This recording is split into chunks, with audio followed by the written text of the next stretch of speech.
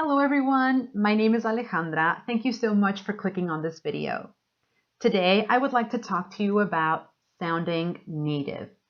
I get this question a lot from my students. They ask, how can I sound more native?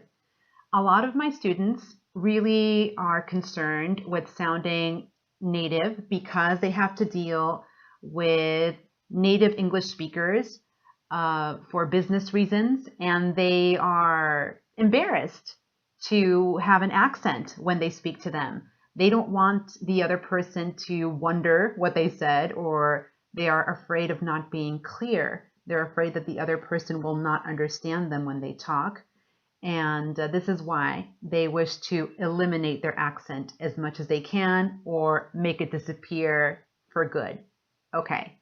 Can this be done? Yes, it can, but it's practically a full-time job. It takes a lot of effort, a lot of practice, and persistence. You have to be very dedicated in order to get rid of your accent. It can be done. A lot of people do it. Well, for example, actors, people who have different accents for work reasons. They can do it, but it's not easy, and it's often not fun either. So the question begs to be asked, is it necessary to sound native? And I say, no, it is not. It is not necessary to sound native. That should not be your goal. Why are we speaking English in the first place?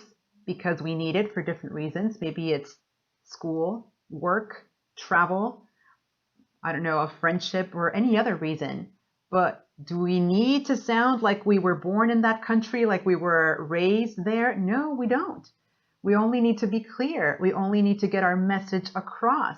How do we do that? We focus on being clear.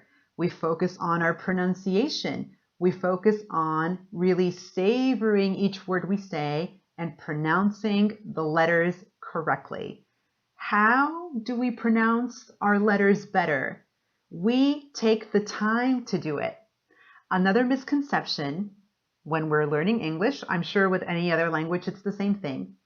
If we gain speed, that means we're getting better. If we are faster, we are better. This is not true, or not necessarily true. For some people that are naturally fast speakers, yes, it's true, and they can be very clear. I think for most people it isn't, though. So if we strive for speed, often we will sacrifice clarity. So clarity is our goal. Clarity is our friend and what we really need to take care of. So slower is better.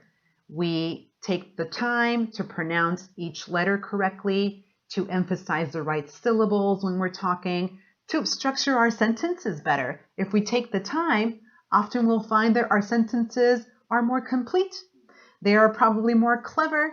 Our personality shines through better if we're funny, if we're very knowledgeable, or whatever other lovely traits we have. They will probably come across much more if we take the time to structure our words, structure our sentences in a more thoughtful way. So I encourage you to focus on clarity rather than sounding native. If, like some of you, you move to an English-speaking country, sounding native will come naturally. If you hear English consistently day and night, your accent will naturally disappear by itself.